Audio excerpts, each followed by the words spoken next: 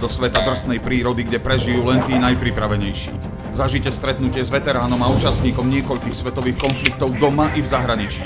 Spisovateľom, vojnovým veteránom a odborníkom na prežitie v extrémnych podmienkach, generálmajorom, inžinierom Jaroslavom Desiatníkom.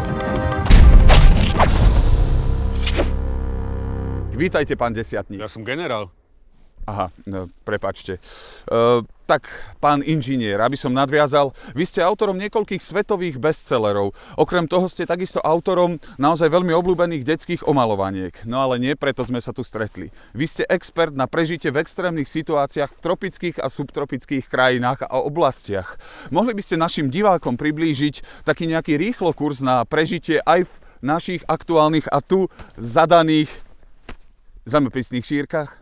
Samozrejme, v podstate mne je to jedno, kde sa nachádzam. Pravidlá na prežitie sú stále tie isté. A to, ostať nažive za každú cenu, poprípade nezomrieť. Sa dá aj skombinovať, pravda. Všimol som si, máte naozaj veľmi peknú čelenku. No, to je veľmi dôležitá vec. V džungli býva aj 100% vlhkosť a preto si to treba dávať, aby vám nestekal pot do očí. No, máte tu podstatne chladnejšie, než som myslel, ale nevadí. Prvá vec, voda. Najdôležitejšou vecou je pitná voda. Človek vydrží bez vody 3-4 dní. Ja som minule vydržal nepiť 2 týždne a potom ma chalani zlomili na jednej žurke. No, keď máme pitnú vodu, musíme si ju vedieť nájsť. Niektoré rastliny majú dužinaté stonky a po ich preseknutí vyteká voda. Mne sa raz podarilo na Madagaskare odseknúť takú lianu, že doteraz ju používal miestny na zavlažovanie. Zaujímavé. Nevidím tu teraz žiadnu vhodnú. Neviem, čo to tu máte za rastliny. Skúste toto. Vlastne počkajte, to môže byť jedovaté, pozor. Pri tejto nie som si moc istý.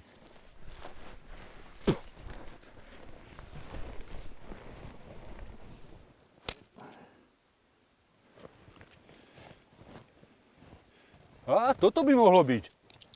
Skúsme. Ja som vedel, že to tu kdesi musí byť. Božka, ide voda. Alebo iný spôsob. Do zeme si vyhrabeme jamu. Na jedno si umiestnime nádobu. Celé to prikryjeme igelitom. Počkáme, kým sa nám voda vyzráža. Ráno by sme už mali mať dostatočné množstvo vody na prežitie.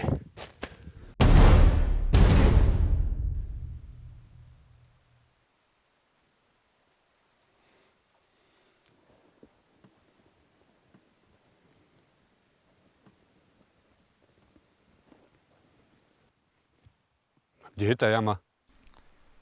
Ja nechcem robiť unáhlené závery, ale zrejme v noci napadol sneh. No, keďže nepriateľ nám mohol vodu kontaminovať, na nepriateľskom území sa vodu konzumovať neodporúča. Ďalšou dôležitou vecou je vedieť, ako si založiť oheň. Môžeme použiť zápalky.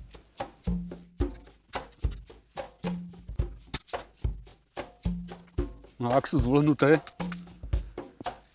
môžeme použiť práchno a kresadlo.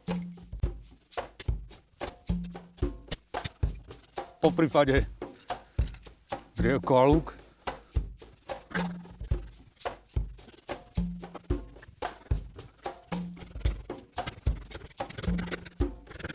Môžem vaše okuliare?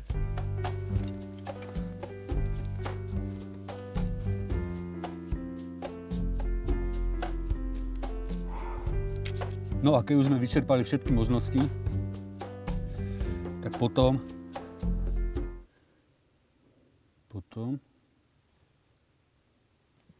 už nič.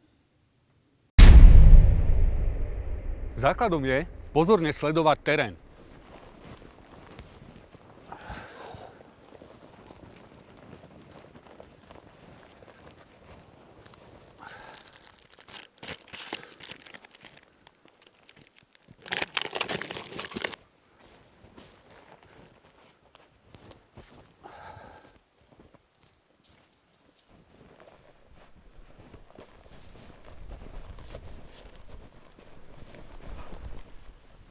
Aha, slaninka. A hlavne pozor, aby ste sa neotrávili ako s tou vodou. Skontrolujte si dátum spotreby. Máte pravdu, je po záruke. Ak narazíte na potok, máte vyhraté. Skrýva totiž množstvo potravy. Len pozor na krokodilov. Na chytanie rýb si vyrobíme jednoduchú, ale účinnú pascu z PET fľaše.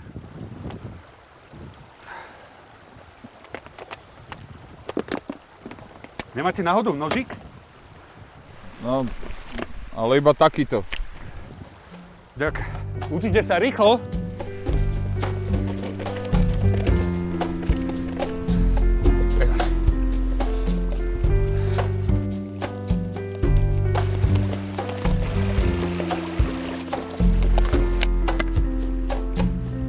Nestačí jedlo si len uloviť, treba si ho vedieť aj správne pripraviť. Dnes si pripravíme pražmu s bylinkami na bielom víne. Na prípravu tohto jedla budeme potrebovať samozrejme pražmu. Ak nemáme túto rybku, môžeme použiť aj kurča. Ďalej budeme potrebovať cibulku, rajčinky, petržlen s rozmarínom, čili papričky a citrónový tymián. A samozrejme dobré biele vínko, ja som si pre vás pripravil Tokaj Furmint. Je to minuloročný víťaz prestížnej súťaže Zlatá bobula v Marseille. Pražmu si očistíme od šupín, prípadne kurča od peria. Výhodou je nájsť, ako ja, kurča rovno očistené. A získate tým čas, ktorý môžete využiť na to, aby ste mohli skontrolovať, či náhodou na vás nečíha nejaký nepriateľ. Číha? Čisté. No, a keď je vzduch čistý, pokračujeme ďalej. Nasolené mäsko si okoreníme a pridáme doň pripravené bylinky. Cibulku si udusíme do zlatista. Áno. Pridáme pripravené bylinky. Feferónky. Áno. Po chvíľke miešania pridáme nakrájené rajčinky. Áno. Už to tu vonia. Tie si pokoreníme. A prikryté podusíme. Áno. Ďalej si dáme mäsko pripravené. A prilejeme asi 2 deci bieleho vínka. Smiem ja? Nech sa páči. Ďakujem. Tomu hovorím extrémne varenie. Výborne. Prikryté necháme dusiť. Už sa neviem dočkať. Počkajte si s nami. No, a po 20 minútkach je pochútka hotová. Môžeme konzumovať.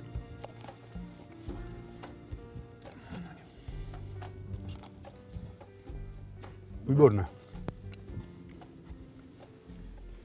Vyzerá to skvele. Aj chutí to ako kurča. A keď nám ostali nejaké zvyšky, si treba vykopať jamu na potraviny, aby sa nám neskazili. Orientácia v teréne je kľúčová. Orientujeme sa podľa prírodných elementov. To jest, snažíme sa nájsť nejaký oporný orientačný bod. Pán generál, kde ste? Generál major! Tu už som bol.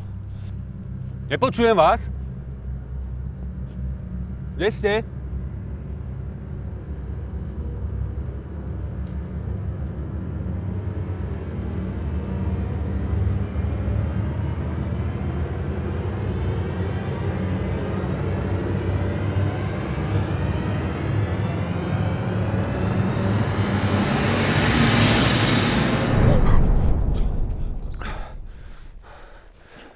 Dôležité je si všímať aj neobvyklé veci.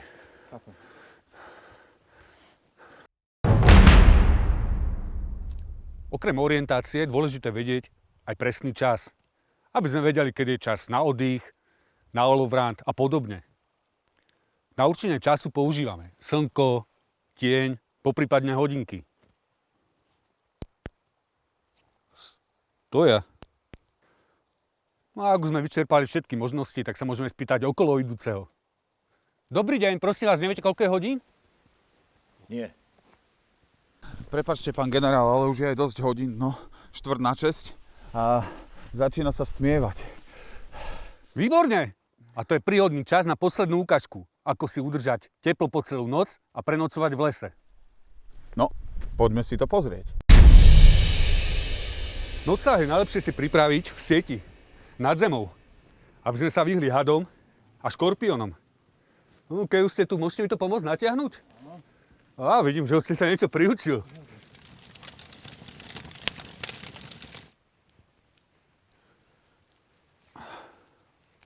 V zime si udržujeme teplo horúcimi nápojmi. Napríklad punč, horúce jablčko. Ja tu mám ešte to láhodné vínko od obeda. Klinčeky, škorica. Ako ste si všimli, tak mám postavenú sieť v blízkosti Pahreby. To je preto, aby ma celú noc hriala. A takisto nie je od veci zobrať si z domu zo pár spomienkových predmetov, ktoré vás zahrajú pri srdci.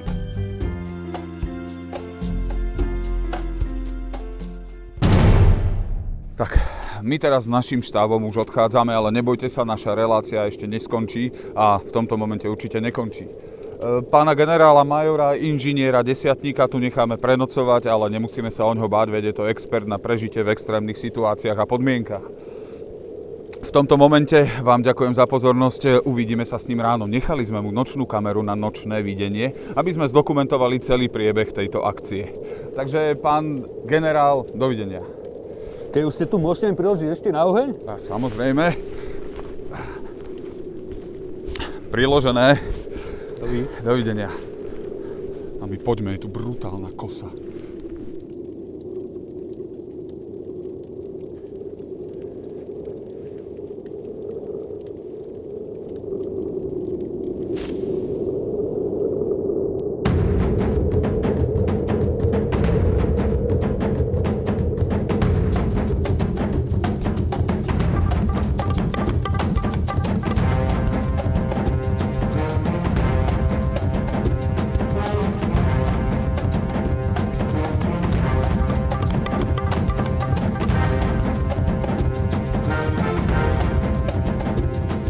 Kosa. Ani zapálky nemám, jak sa do hodiny nevráti, ja tu zdechnem. Ja neznášam samotu. Som nerad v noci v lese sám.